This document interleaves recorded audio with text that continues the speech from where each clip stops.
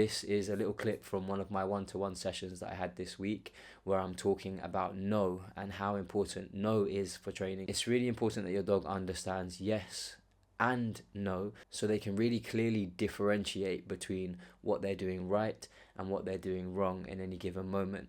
And to be honest, they're conditioned in a very similar way. When you're conditioning yes, or your reward marker, you're going to say yes, and then you're going to give the dog something that they want. So that's usually going to be a food reward. And when it comes to no, you're just going to say no and then interrupt a behavior or stop a behavior just after saying the word. So what I think gets really confused is that when we say no, we have to be angry, we have to be cross, we have to be scary. That simply isn't the case. It's just about consistently saying no and making sure that after you've said it, what follows is either an interruption or an end to the behavior that you're seeing. But anyway, watch this clip and I'll come back in a minute. It becomes very difficult to change a behavior, a bad one, if the dog doesn't have a very good understanding of what they're supposed to be doing instead. Yeah, so when it comes to walking and his reactivity on walks, it's going to be really, really vital that as standard, he's pretty much 10 out of 10 walking by your side, if not a little bit behind you, isn't challenging that often at all. Because then when it comes to those moments, and those moments will happen, when he does bark and he does lunge and he goes from being beautiful heel to like that, you can then say no.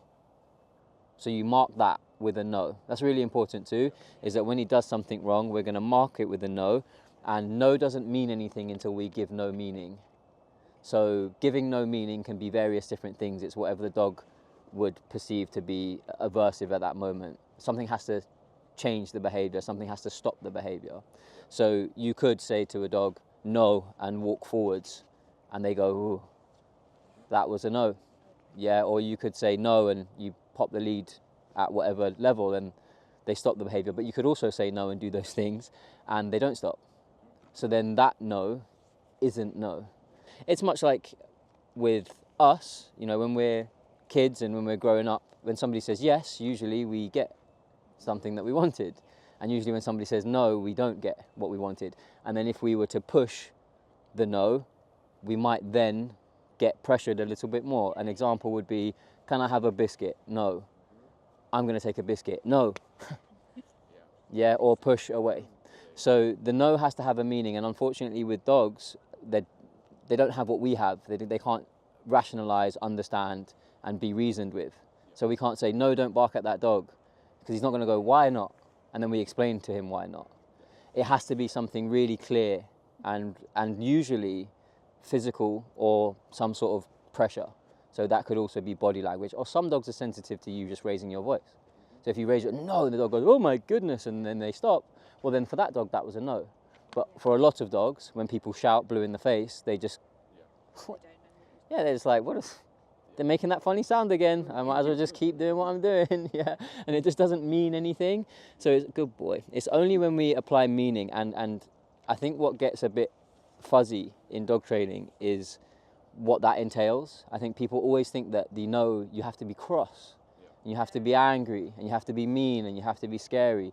You don't, you just have to put your point across in a way that the dog's going to understand, and that's very much different from dog to dog. With him, what's going to be really important is that when you're in those situations, when he is barking, you need to know that he knows what to do instead. If he doesn't know what to do instead, then the no doesn't really work very well. Because you're saying no, and he's going to go, okay, no, but what am I doing then?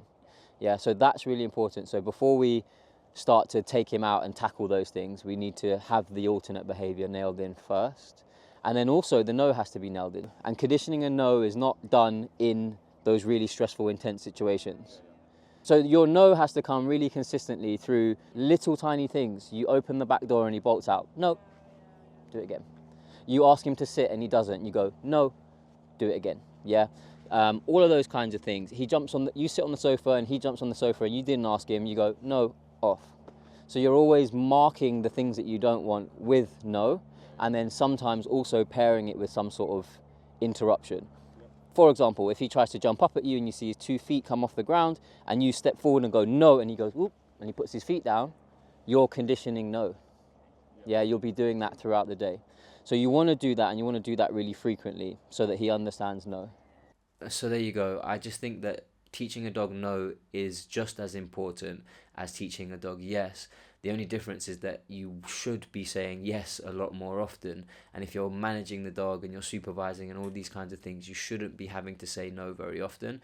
But it is also very good practice for you to give your dog no's in training. And the best practice for that is to give little no's. So what you don't want to be doing is giving your dog those big no's for those big bad behaviors, because in those moments it's not really going to go in. It's not a very good learning environment when your dog's doing those big bad behaviors like reactivity or chasing animals or something like that. When they're in those states, they're far too aroused, and it isn't going to be a very good place for them to start learning a command. So just make sure you're just doing it for the little things. So tiny little things that they do throughout the day that you don't want them to do, just make sure that you are able to consistently mark it with a no and then follow through with some sort of interruption to that behavior, and you will already have started conditioning no.